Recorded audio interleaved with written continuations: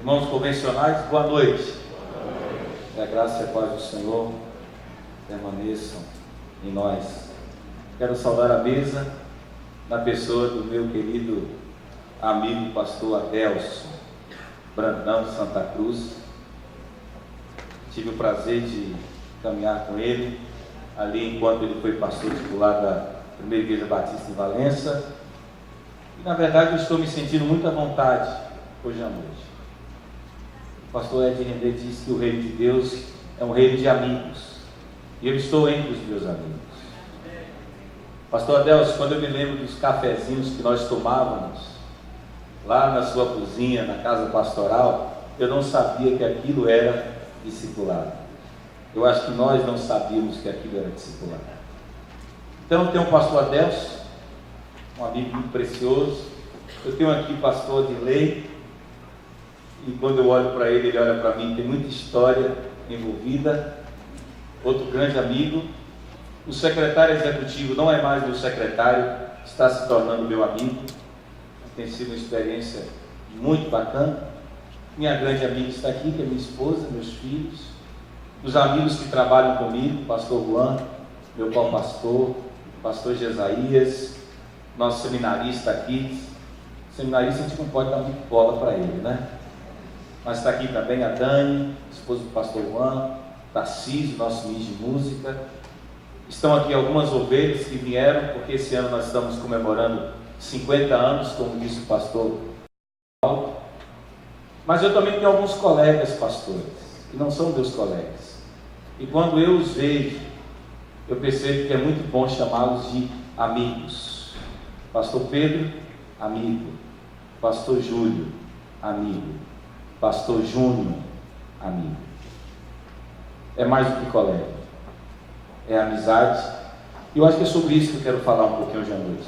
Porque discipulado é tudo de bom, faz a gente aprender a valorizar a parte mais importante da vida, que é um laço afetivo, valorizar os relacionamentos, valorizar pastor Carlos, que é o nosso presidente da Associação Batista do Extremo Sul, não é mais meu colega, virou meu amigo.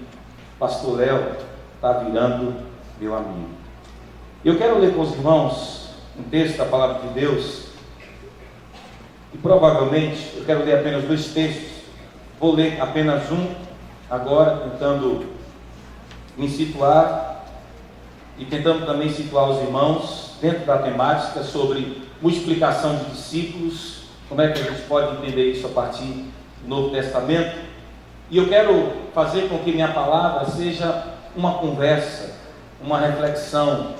E eu tenho basicamente 2 perspectivas, e a partir dessas 2 perspectivas eu quero pelo menos extrair 3 grandes lições sobre a questão do discipulado. Uma perspectiva histórica, para a gente entender como é que essa palavra se desenvolveu a partir da sua historicidade, como também pensar o discipulado a partir de uma perspectiva teológica. Como é que a gente aprende com a teologia de Jesus sobre esse negócio que a gente está chamando de discipulado? Mateus 28, versículo 19, se puder o texto ficar exposto aqui nesse telão, para a gente fixar os nossos olhos nesse texto e a partir daqui a gente iniciar a nossa conversa sobre esse assunto.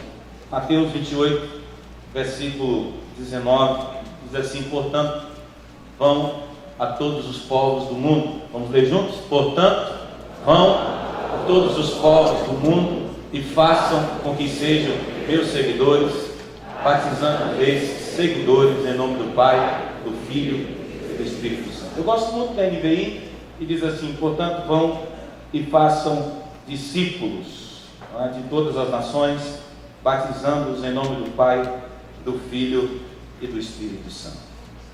Eu confesso, irmãos, que eu gostaria muito de ter entendido o discipulado com muito mais profundidade logo no início da minha caminhada.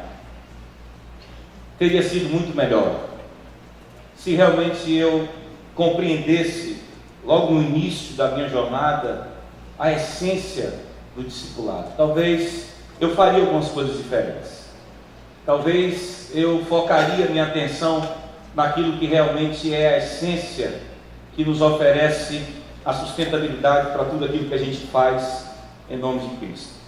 E provavelmente há pastores aqui, líderes e outros irmãos que já estão em suas igrejas há muito tempo.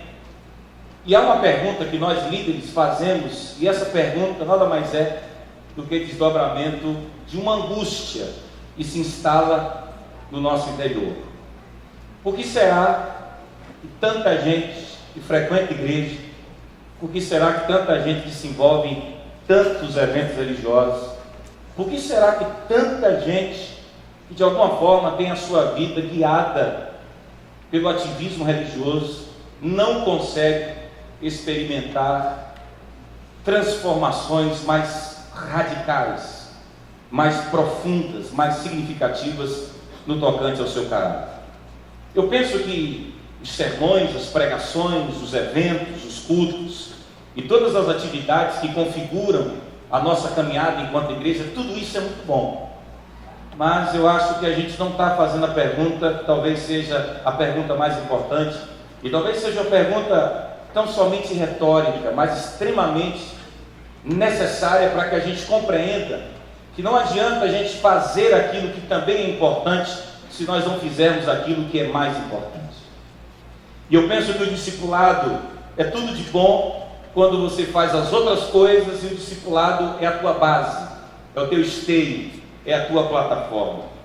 Porque, sinceramente, a sensação que a gente tem ao longo do ministério, e eu que estou agora caminhando em direção aos quase 10 anos sendo pastor da primeira igreja batista em Teixeira de Freitas, é a sensação que muita gente só experimenta uma mudança cosmética, uma mudança exterior, uma mudança superficial, às vezes resultado de liturgias carregadas de muito emocionalismo, ou talvez gente afetada por uma retórica muito refinada, mas depois que o fogo acaba, depois que a segunda-feira chega, me parece que, como diz o Gene Peterson, entre os domingos, me parece que a espiritualidade não é mais a mesma. Quando essa espiritualidade ela se distancia do arraial, quando essa espiritualidade ela não está mais confinada dentro de uma atmosfera litúrgica, a sensação que eu tenho é que a coisa é bem diferente. Talvez porque entre os domingos nós não precisamos de mais sermões, nem de mais cultos, nem de mais eventos. Entre os domingos, eu acho que a gente está precisando muito de discipulado. E falar sobre discipulado é lembrar de um camarada extremamente interessante. Como diz o doutor Jonas Madureira, meu professor no doutorado, ele diz que tem livro que a gente tem que ler antes da eternidade. Dallas Willard escreve um livro muito interessante chamado A Grande Omissão. A gente fala muito da grande comissão. O problema é que a gente lê a grande comissão e cometemos um erro teológico gravíssimo. Quando você tira o discipulado, o que era comissão vira omissão. Porque é muito mais fácil você se esconder atrás de liturgias. É muito mais fácil você ser cristão apenas frequentando aos domingos. É muito mais fácil você dizer que encarna Jesus de Nazaré simplesmente sendo como um daqueles clientes religiosos que se posicionam dentro de uma estrutura física que chamam de templo, mas muitas vezes a gente não consegue levar esse negócio para o nosso dia a dia. E Dallas Willard, ele vai fazer algumas provocações, e dentre tantas provocações que ele faz, dentre tantas provocações que ele elenca em seu livro, eu quero apenas destacar 3 provocações. Porque às vezes a gente pensa que a melhor forma de aliviar as nossas crises e as perguntas mais profundas que a nossa alma faz é tentando oferecer respostas para um auditório tão seleto. E eu não vim aqui oferecer respostas, eu acho que eu vim oferecer mais perguntas. Porque eu acho que as perguntas é que fazem a gente refletir. Eu não vim aqui estabelecer máximas, nem ser dogmático. Eu vim tão somente compartilhar coisas do meu coração.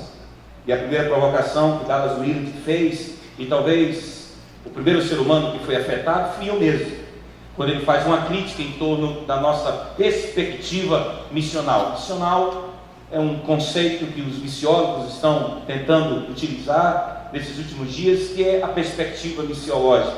E quando ele trabalha sobre a questão missional, ele diz que aqui já se tem um grave problema, porque me parece que nós ainda não entendemos de que Jesus, por exemplo, não nos ordenou que nós ensinássemos as pessoas que elas se preparem para ir ao céu ou para o céu, mesmo porque quem tem Cristo já vive o céu. Dallas Willard vai dizer que Deus não nos ordenou, através de Jesus, que nós tão somente ensinássemos as pessoas que elas deveriam pensar nos benefícios, nas benesses que elas vão obter depois que morrerem, já que viveram tão bem com Cristo aqui na terra. Ele ainda vai dizer que Deus não nos ordenou que nós, por exemplo, imaginássemos e projetássemos e usássemos todas as nossas energias possíveis para construirmos mega igrejas, com orçamentos financeiros poderosos, ou talvez com um rol de membros extremamente atraente, que apetece o olhar de muitos e faz até outros terem inveja. Ele vai dizer que Jesus em nenhum momento nos ordenou que nós vivêssemos nessa busca neurótica, tentando construir essas megas igrejas que hoje se tornam referenciais para muita gente. Jesus só nos ordenou que fôssemos seguidores dele e que ensinássemos os outros a serem seguidores dele. E me parece que a CEPAL acertou esse ano, quando a CEPAL ela trabalha o tema que nós devemos retornar ao caminho da simplicidade, voltarmos a ser uma igreja mais simples. E é verdade, cada vez mais eu me encanto com essa palavra e tento lembrar dos meus amigos como o pastor Wesley, como também o pastor Anderson, que é pastor aqui em Porto Seguro, quando em nossas reuniões de staff ministerial, ele que era um dos meus pastores auxiliares, ele sempre me questionava, me inquiria, dizendo: meu pastor, será que a nossa igreja, por ter crescido tanto, não deve repensar sobre a sua estrutura tão pesada, tão carregada, tão densa, para que voltemos a ser uma igreja mais simples? Porque o discipulado é muito simples, a gente não precisa nem de dinheiro para discipular e ser discípulo de Jesus. Com isso temos igrejas que vivem envolvidas em tantas estratégias. Aliás, nos transformamos não numa igreja em relacionamento, nos transformamos em uma igreja de eventos. E como já diz alguém, é evento, passou, não sobra nada. E aí a gente vai vivendo desse negócio, e a gente gosta de fazer um evento e chamar um cantor que, sinceramente, de forma malandra e de forma nefasta e de forma até equivocada, ele atrai a multidão e parece que a quantidade de pessoas apetece. Um coração que quer ser massageado, um ego que quer se sentir realizado, não pela qualidade do cristianismo, mas pela quantificação de resultados. Quando isso acontece, a igreja entra numa corrida desenfreada para obter resultados, para atingir metas empresariais, e começamos a transformar aquilo que deveria ser um movimento simples em algo extremamente pesado, que suga das pessoas, impõe um ritmo neurótico, e as pessoas vão se perdendo. E pior é que, por causa dessa velocidade desenfreada, tem mais gente perdida dentro da igreja, muitas vezes, do que fora da igreja. Precisamos repensar sobre a nossa perspectiva missional. É tudo muito simples. A segunda coisa que Dallas Willard coloca como provocação está em torno do aspecto bíblico-teológico. Por exemplo, a gente que gosta de mexer com a exegese, que gosta de estar ali escarafunchando os pormenores do Antigo e do Novo, eu gosto muito do Novo Testamento, me parece que, até do ponto de vista epistemológico, a forma da gente conceber o que significa mesmo andar com Deus, ser discípulo de Jesus, tudo precisa ser repensado, porque, por exemplo, no Novo Testamento a palavra discípulo aparece 250 vezes, enquanto que a palavra cristão aparece 3 vezes. Eu acho que o aspecto bíblico-teológico está apontando para aquilo que sempre foi a base, sempre foi a essência, sempre foi a força motriz, sempre foi a mola propulsora. Mas parece que a gente vai se afastando porque tudo é tão simples. E como a gente gosta, como o nosso coração anseia por complexidade, a gente se distancia do simples para tornar tudo complexo, para ver se a própria complexidade justifica a nossa incompetência de entender o Evangelho como ele é. E aí a gente olha e diz: como pode a palavra discípulo 250 vezes e a palavra cristão apenas 3 vezes? É porque a própria palavra, por exemplo, cristão, só vai aparecer em Atos 11, 26, quando alguém usa essa expressão e essa nomenclatura simplesmente para distinguir quando alguém usa esse termo para dizer que o movimento de Jesus não é uma seita, só para isso. Mas parece que a gente gosta mais de ser cristão do que de ser discípulo. Não sei se eu acho que vocês estão me entendendo. Espero que sim, porque me parece que o Novo Testamento é escrito por discípulos, fala sobre discípulos e é escrito para discípulos. Mas por que a gente gosta da palavra cristão? E aí eu tenho minha crítica literária, minha crítica linguística. Sabe por quê? Porque a gente pode também usar mecanismos linguísticos para se distanciar cada vez mais daquilo que é essência. E meus irmãos, eu tenho me preocupado com isso, porque aí eu entro na terceira provocação do Dallas Willard, quando ele trabalha a questão eclesiológica, esse negócio que a gente chama de igreja, como ser igreja, o que é ser igreja. A nossa igreja agora está completando 50 anos, e o tema é há 50 anos aprendendo a ser igreja. E alguns irmãos da diretoria e alguns irmãos do staff perguntaram: pastor, por que esse tema? É porque esse negócio de ser igreja é um trem tão profundo que a gente vai completar 50, e o que a gente percebe é que a gente ainda está aprendendo, pastor Pedro, aprendendo, porque me parece que quem diz que já aprendeu não se abre para o aprendizado contínuo, não se abre para a possibilidade até de repensar nas nossas idiosincrasias que podem impedir que nós realmente sejamos a igreja que ele sempre quis.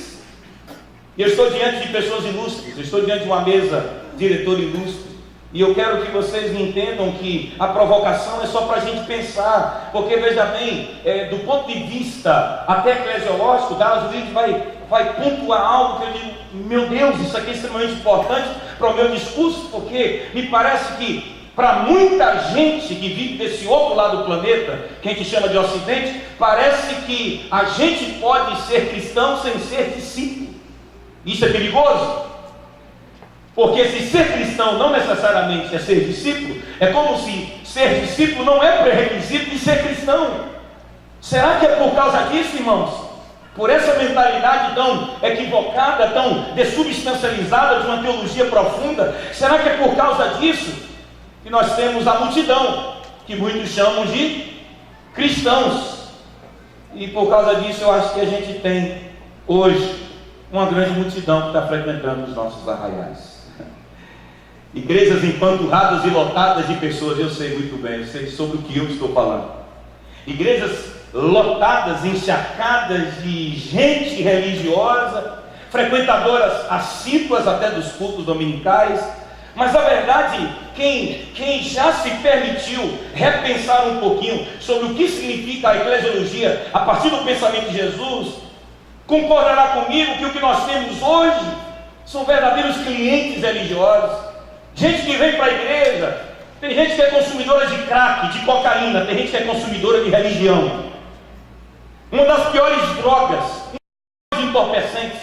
E quando eu trabalho o aspecto religião, não é no sentido etimológico da coisa, entende?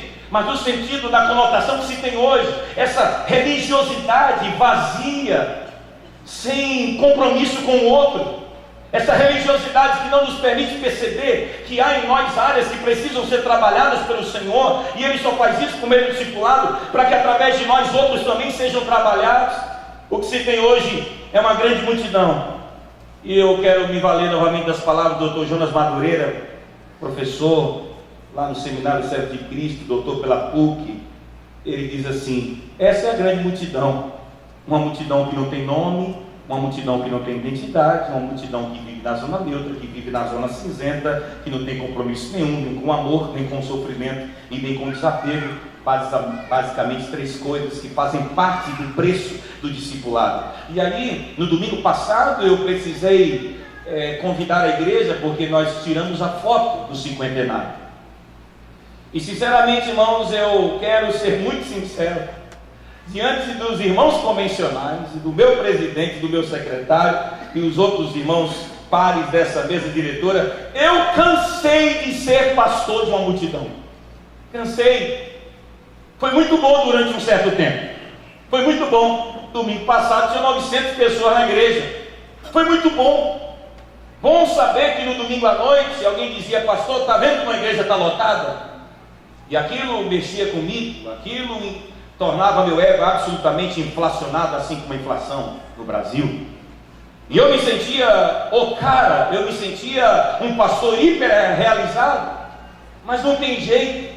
Se você um dia vive na multidão, mas você é discípulo de Jesus, Jesus vai te tirar dessa multidão. E vai te provar que o Evangelho não é nada que diz respeito a essa multidão. Porque essa multidão, ela não quer mostrar sua cara, ela não quer se expor. Essa multidão, ela não quer realmente encarnar o Evangelho. Ela não faz diferença na vida de ninguém. Ela não é sal, ela não é luz. Ela não é capaz de abrir mão de si mesma e pagar. É por isso que em Lucas 14, a partir do verso 25, a Bíblia diz que Jesus, voltando-se para ela, não foi para os discípulos, voltando-se para a multidão, ele fala do preço do discipulado. E ele nos revela, irmãos, que a multidão, ela não tem compromisso com o Evangelho.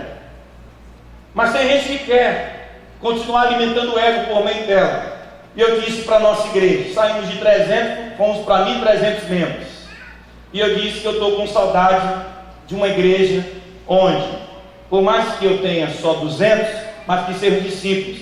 Porque o que adianta ter uma igreja de 1.300 membros e não mudar a história de uma cidade, e não fazer muita diferença na vida de ninguém? É melhor ter pastor de 12, porque me parece que teve alguém que passou por essa terra, e apenas sendo pastor de 12 mudou a história do mundo. Essa multidão não faz diferença na vida de ninguém. E deixa eu lhes dizer aqui, se você está achando que foi assim uma coisa, fruto de avivamento, olha, só fazer uma leitura social, que todo mundo sabe o que aconteceu no Brasil, é que uma multidão saiu de uma outra expressão religiosa e só migrou para uma outra expressão religiosa, que é a igreja evangélica. Eu estava caçando os números reais. O que eu sei é que hoje no Brasil nós temos mais de 40 milhões que se dizem cristãos evangélicos. Eu não sei porquê, quanto mais os evangélicos crescem, mais o país piora. Não sei porquê.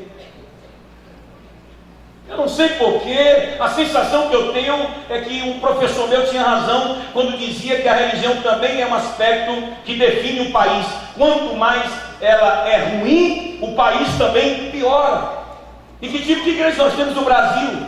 Uma igreja carregada de gente, lotada de pessoas. A pergunta é, será que se 40 milhões que se dizem evangélicos fossem mesmo cristãos, será que nós não mudaríamos a história de um país que a cada dia está mergulhado na corrupção, mergulhado na injustiça social, mergulhado nessa periferia nua e fria e crua, cada vez mais mergulhado nessa crise política, moral e ética? Ah, meus irmãos, o problema é que não são 40 milhões de discípulos, são 40 milhões de cristãos evangélicos nominais. Eu venho aqui propor, no uso da prerrogativa, como um dos oradores dessa convenção, dizer que os batistas baianos orem para diminuir o número de evangélicos no Brasil e que se cresça o número de discípulos para que esse país seja mudado. Eu proponho isso aqui. Tomara que caia mesmo o número. Vai ser melhor. Não é para ninguém se jogar no prédio. Partindo desses pressupostos, eu quero trabalhar duas perspectivas.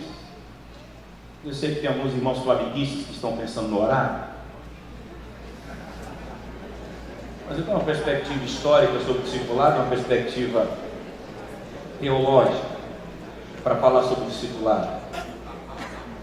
Pastor Adelson, professor, ele me ensinou muita coisa pregando. O senhor conhece a história da palavra discipulado? Tudo tem uma história. Pastor Mateus, é interessante quando a gente olha para a história. Como é que essa palavra saiu de que útero? Será que Jesus inventou esse negócio que a gente chama de discipulado? Ou Jesus se aproveitou de alguma coisa que já estava absolutamente entranhada na cultura judaica? Porque há um teólogo que com certeza alguns aqui dirão, como pode um orador da convenção usar um teólogo tão liberal? Eu sou daquele tipo de gente que leio todo mundo, e Rob Bell é um deles. Liberal, sim, do ponto de vista teológico, do universalismo cristão, sim, mas não há ninguém que não possa me oferecer alguma contribuição. Lendo Rob Bell vai traçar, vai pormenorizar, ele vai escarafunchando o negócio, ele vai pontuando, ele vai considerando, pastor Adelson, e é impressionante porque Jesus, ele é judeu, ele está numa região judaica, pastor Júlio, ele convive com pessoas também que são judeus, e ele está pedindo que as pessoas voltem a caminhar com Deus que é judeu. E o mais interessante, irmãos, é que quando você parte para a historicidade do discipulado, você se encanta, você fica extasiado, embevecido, você fica encantado, porque vejam bem, olhem aqui para mim, preste atenção. Todo judeu decente sempre valorizou muito uma coisa, que até hoje eles chamam de Torá: Gênesis, Êxodo, Levítico, Número e Deuteronômio. Para eles, nesse compêndio divino, eles encontram tudo que eles precisam para viver. Por isso que o sonho de qualquer judeu é ensinar, viver e obedecer a Torá. Pastor Júlio, o mais interessante é que, como a Torá sempre foi esse elemento fundante, sine qua non, esse elemento extremamente importante para a construção da espiritualidade dos judeus, os judeus, pastor Erivaldo, sempre faziam uma pergunta através dos seus rabinos, que sempre foram os representantes do ensino judaico: a partir de que idade, ou de qual idade, uma criança deve aprender a Torá? E os judeus chegaram à seguinte conclusão: bem, é necessário que o menino tenha pelo menos quantos anos? 6 anos. Segundo alguns estudiosos, a partir dos 6 anos, esse menino vai para a escola. A escola é uma sinagoga, o professor é um rabino. E a partir dos 6 anos, esse menino, ele começa a ter contato com a Torá. A prova é que esse menino, ele é estimulado para que, dos 6 anos até os 10 anos, no máximo até os 12, ele tem que memorizar, ele tem que decorar a Torá. A prova é que, se você olha para o sistema educacional dos judeus, então você tem aqui um primeiro estágio pedagógico, um primeiro estágio educacional. Você tem o Bet Sefer, que significa a casa do livro. Meninos de 6 anos que começam a memorizar a Torá. Tem razão, porque quando chegam aos 12, eles sabem tudo sobre a Torá. Por isso que encontraram Jesus com quantos anos? Com 12 anos, discutindo a lei. Tem alguma coisa de prodigiosa nisso? Absolutamente nada. Jesus estava acompanhando todo um traçado histórico e toda uma cultura judaica.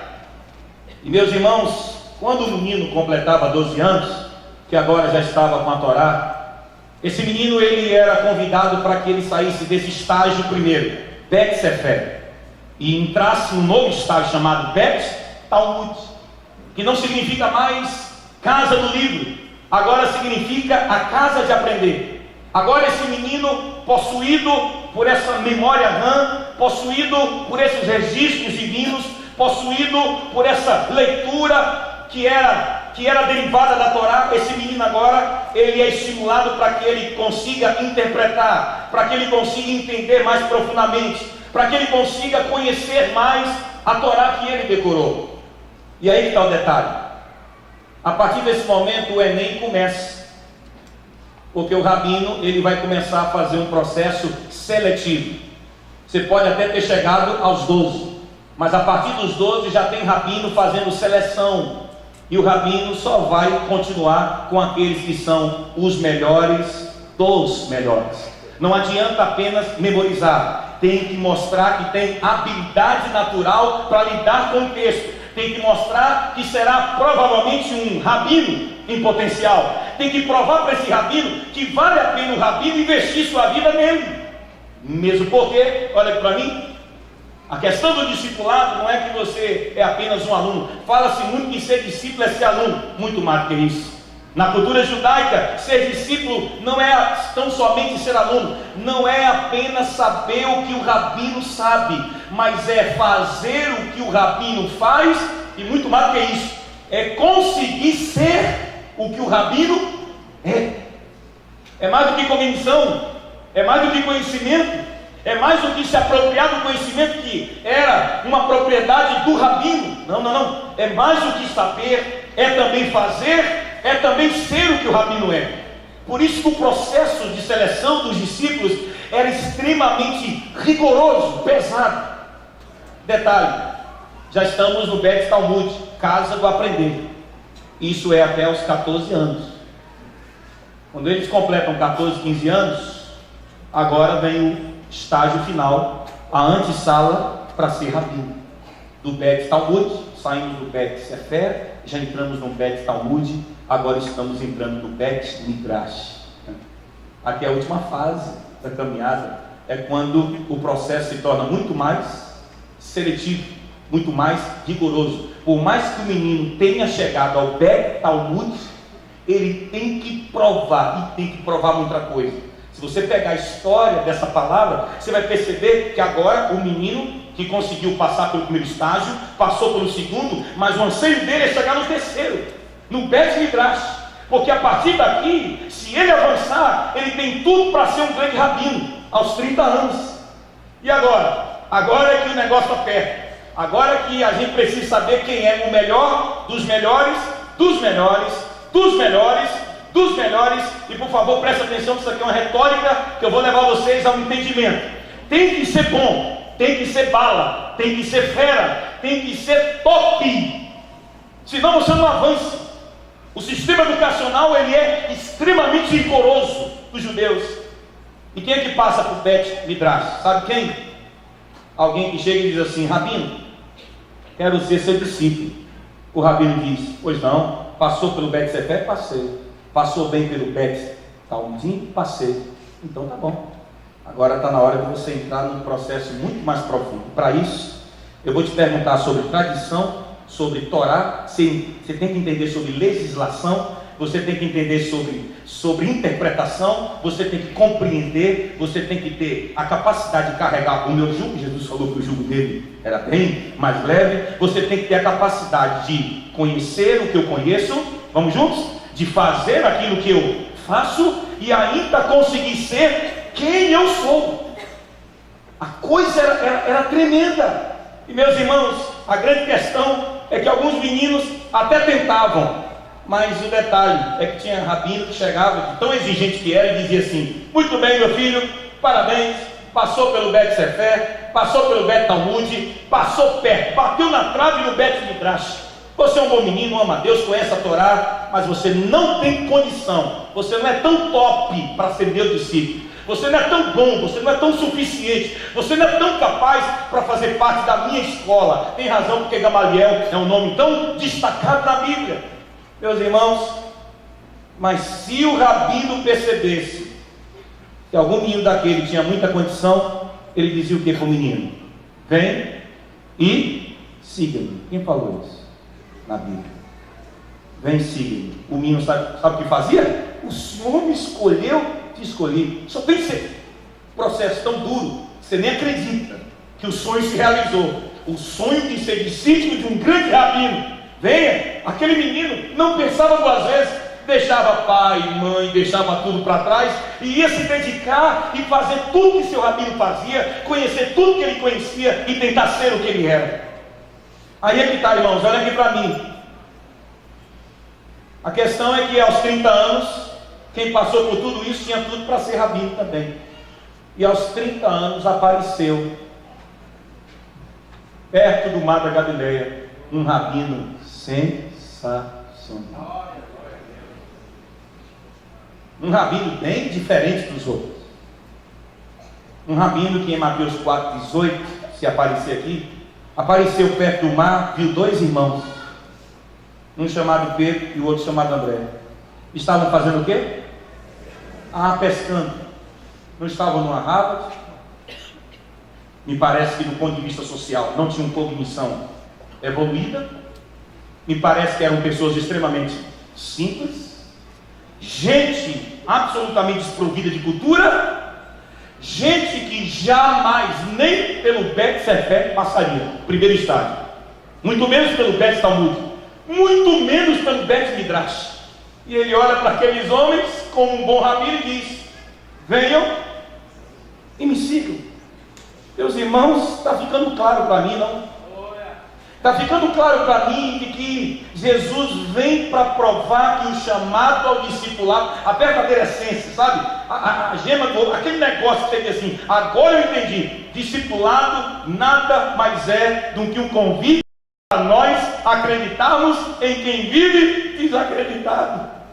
Gente desacreditada porque era gente que jamais seria ovacionada, admirada, benquista pela religião, benquista pelos religiosos, dessubstancializados de sentimento, benquistos pela sociedade, porque viviam na periferia. Era gente simples, iletrada, incauta, era gente que jamais teria a chance de entrar em nenhuma escola rabínica. Mas aí que está, a cultura rabínica diz que o rabino, quando olhava para um discípulo e dizia: eu quero que você seja meu discípulo, ele tinha fé de Pedro, a expressão máxima da bipolaridade existencial, a personificação de um ser humano extremamente oscilante, que uma hora diz que está com a gente, em outro momento ele nos nega. É interessante como Jesus nunca deixou de acreditar em Pedro, nunca deixou de acreditar em Tiago e em João. Aliás, acreditou até em Judas. O texto diz que ele os amou. Até Judas foi amado até o fim. Até o traidor foi discipulado até o último segundo. Sabe por quê? Porque quando os discípulos de Jesus eles tropeçavam, Jesus não ficava chateado porque eles eram incapazes. Jesus ficava chateado porque Jesus acredita tanto nas pessoas que ele mesmo, quando olha para elas, ele mesmo tem a força espiritual para dizer que qualquer ser humano, seja prostituta, seja drogado, seja gay, seja homossexual, não há nenhum ser humano dominado pelo pecado, ou nenhum ser humano que seja tão pequenininho ou tão refém de uma sociedade preconceituosa que não acredita, sobretudo nos fracos e nos desfavorecidos, que Cristo não olhe para ele e diga assim: você pode ser quem eu sou, você pode fazer o que eu faço, e você também pode conhecer o que eu conheço. Por quê? Porque Jesus é o Deus encarnado, que tem um conceito incrivelmente alto das pessoas. Sabe qual é a minha tristeza? Por que a gente não gosta de discipular? Porque discipular não é para a gente. E quando começa a discipular, descobre que o buraco é mais embaixo na vida do outro, e na hora que o buraco se revela, na hora que o que está lá recalcado vem à tona, na hora que a integralidade do ser do outro vem e se manifesta através da epifania, é difícil discipular, porque para discipular tem que ser humano como Jesus era. Para discipular tem que ser gente que acredita que o pior bandido desse país pode conhecer Jesus de Nazaré. Para discipular é para gente que tem amor, o amor de Jesus, porque amar com o amor de Jesus é possível. Um dia desse eu estava na minha cidade pequena, pastor de muitos anos, numa cidade, todo mundo conhece. Estou passando aquela chuva. E aí quando eu olhei, um gaysão que tem na cidade, pai do sinal, extremamente gay. E aí eu disse: meu Deus, o cara tomando chuva. Parei o carro. No que eu parei, ele se assustou. Disse: meu filho, entre aqui. Pastor, você está doido. Todo mundo aqui conhece você. Se você me levar até o trabalho, vão dizer que eu sou seu bofe. Eu disse: meu filho, entre. Não tem um teólogo, Leonardo Boff? É isso mesmo. Vamos para frente, meu filho. Eu acredito que você está na igreja frequentando e Jesus está trabalhando nessa vida. Rapaz, a gente enfrentou uma situação agora linda. Eu nunca fui visitado por prostitutas. É esse lance que Jesus chama um bocado de amigo, prostituta, gay, homossexual, todo tipo de gente. Daqui a pouco, minha secretária: pastor, essa moça está te aguardando. Pois não. Menina entra: pastor, primeiro quero lhe dizer que sou garota de programa. Se Jesus tem misericórdia da minha vida. E eu estou ali: pastor, o que é que eu vim fazer aqui? Pois não, me diga. Vim me dizer que eu sou prostituta, eu tenho um emprego, eu tenho um filho para manter e vendo meu corpo. E eu vim parar aqui nessa igreja. E alguém me disse que eu poderia vir aqui conversar com você.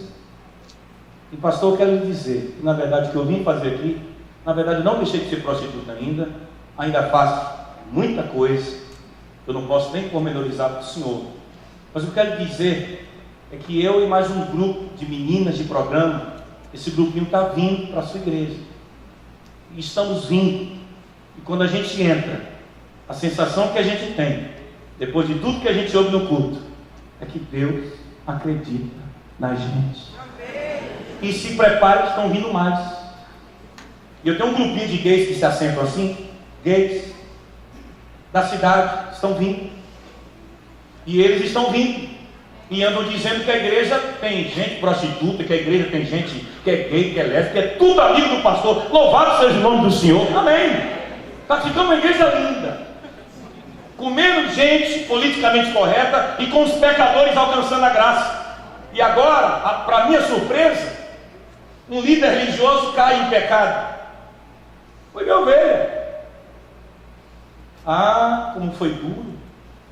É impressionante porque é que a gente não quer o discipulado, pastor Mateus. É porque a gente vai ter que acreditar em quem Jesus sempre acreditou. Apesar de meteram o pau do menino, expulsaram o menino, e gente perseguindo o menino, e gente dizendo que era crente, querendo matar o menino. Como pode um pastor ter se envolvido nisso, naquilo? Aí daqui a pouco meu telefone toca: pastor, ele disse que vai para lá. Diz, por quê? Porque ele disse que lá é lugar de pecador. Pode vir. E chegou ali o menino constrangido, um pequeno grupo, nós chamamos de célula em nossa igreja, abraçou o pastor Adelson.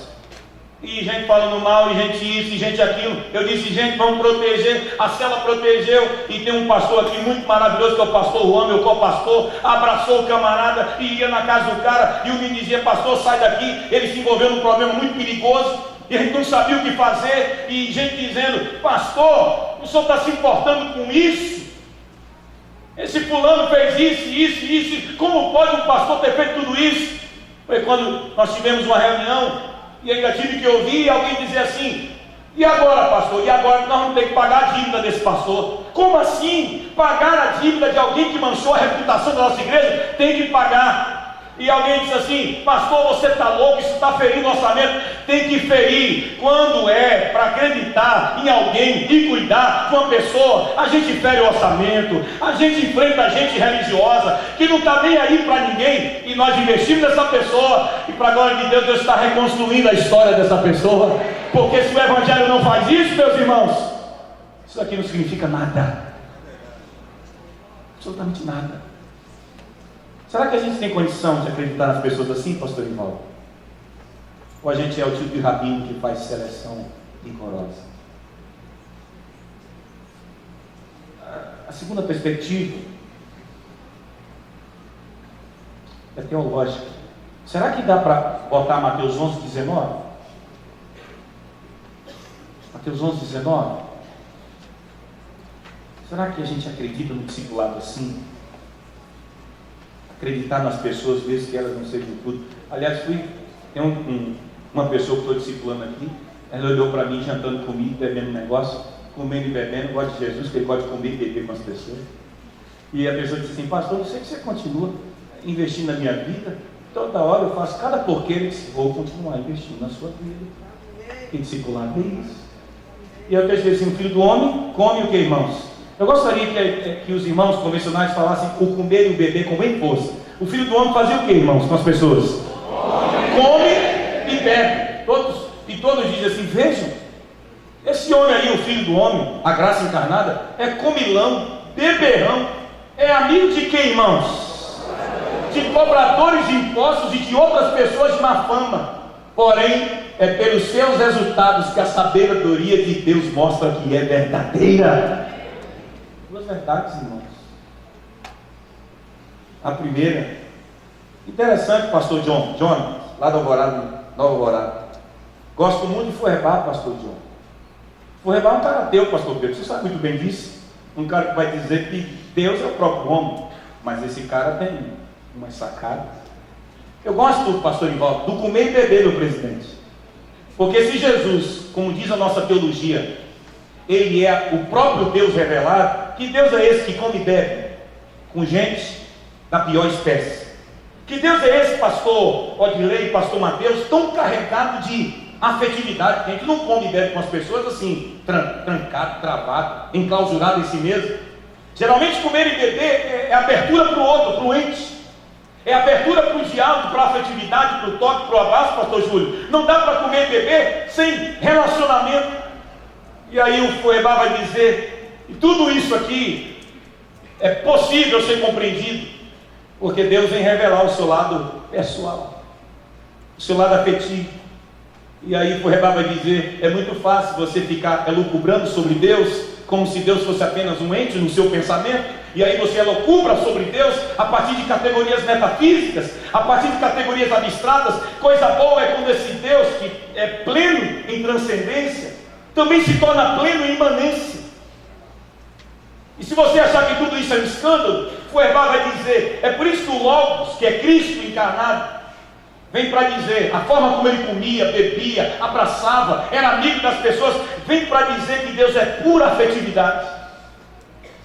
Uma afetividade aberta, objetiva, uma afetividade franca, pastor Edley.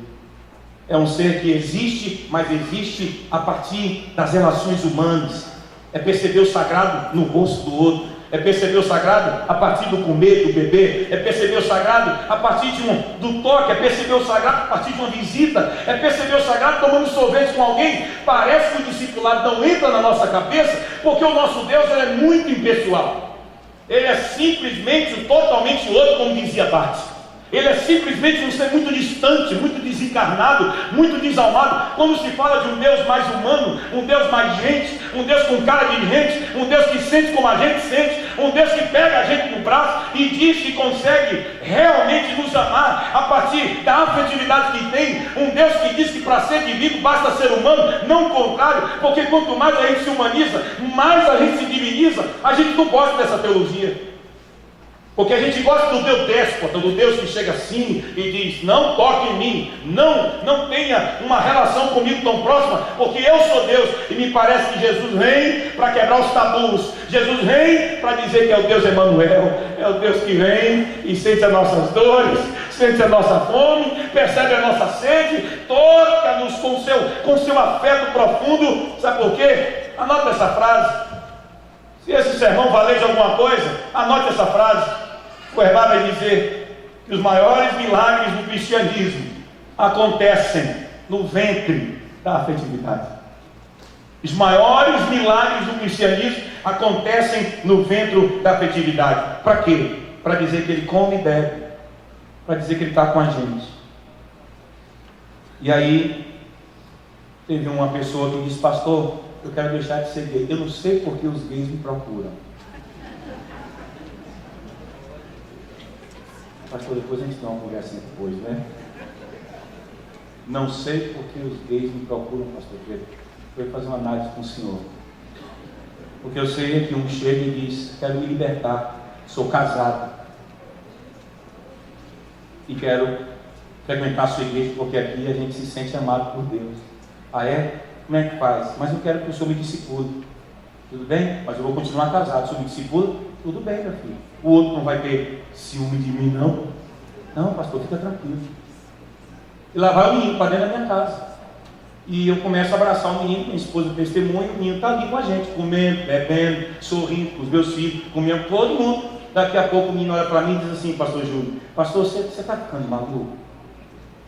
Você não está percebendo que seus vizinhos estão vendo eu chegar aqui, e a gente entra e faz churrasco, e come, e bebe? Pastor, como é que a gente faz? Não faz, a gente vive. Porque Jesus viveu isso. E aí ele disse assim, você tem condição de continuar me abraçando? Eu disse, tenho. Você topa? Ele disse, topa. Começamos a nos abraçar intensamente. A prova é que não tem mais casamento. A prova é que agora é um menino que Deus está restaurando. E quem não acreditar, comece a acreditar. E agora esse menino está dizendo, Lu, que está lutando contra tudo isso, porque não sabia que Deus era tão amoroso. Não sabia que Deus teria capacidade de abraçá-lo dentro da casa de um pastor batista, da primeira igreja batista de Teixeira de Freitas. Ele não sabia que Deus comia e bebia com ele, que Deus teria uma afetividade aberta para acolhê-lo. Ele não sabia. E é bom que os convencionais dessa noite saibam, o mundo não está precisando de mais cultos. O mundo não está precisando que a gente vá para Brasília para dizer que a gente é de Jesus e que o Brasil é de Jesus. Não, sempre foi, sempre será. O mundo está precisando de amor, de afetividade. Eu estou chegando à conclusão que tem sermão que eu prego, John, prego, e não funciona, mas basta queimar uma carninha, de preferência, pastor Júlio, uma picanha com gordura e um negócio para a gente beber. A gente chama os pecadores para dentro da casa da gente e sem a gente falar nada, não precisa nem ler a Bíblia, eles percebem Deus se revelando através da graça e da afetividade. Parece que é difícil para a gente tudo isso. A gente quer pregação, a gente quer culto. Eu vou encerrar, é a primeira vez que eu digo isso, como alguém disse ontem. E já tem gente ali dizendo, pastor, é a segunda já? Disse hoje, é verdade, meu pastor. E eu termino dizendo que o problema do discipulado de Jesus é uma questão também de mudança de paradigma. Vamos ter que propor, pastor Adelson, uma santidade mundana para a nossa convenção batista. Olha para o texto. Amigo de quem, gente? É porque fariseu senta com cobrador de impostos? Fariseu come e bebe com gente que não é politicamente correta? Fariseu se relaciona com gente diferente? Não, tem que ser correto, honesto, tem que ser de boa fama. Isso é costume. Detalhe, para a nossa cultura comer e beber não significa muita coisa, né? Mas para a cultura oriental, comer e beber é dizer assim: ô Pedro, você quer jantar na minha casa, Pedro Chagas? Quero. Quando eu digo isso, eu estou dizendo, Pedro Chagas, eu quero ser seu amigo, você quer ser meu amigo?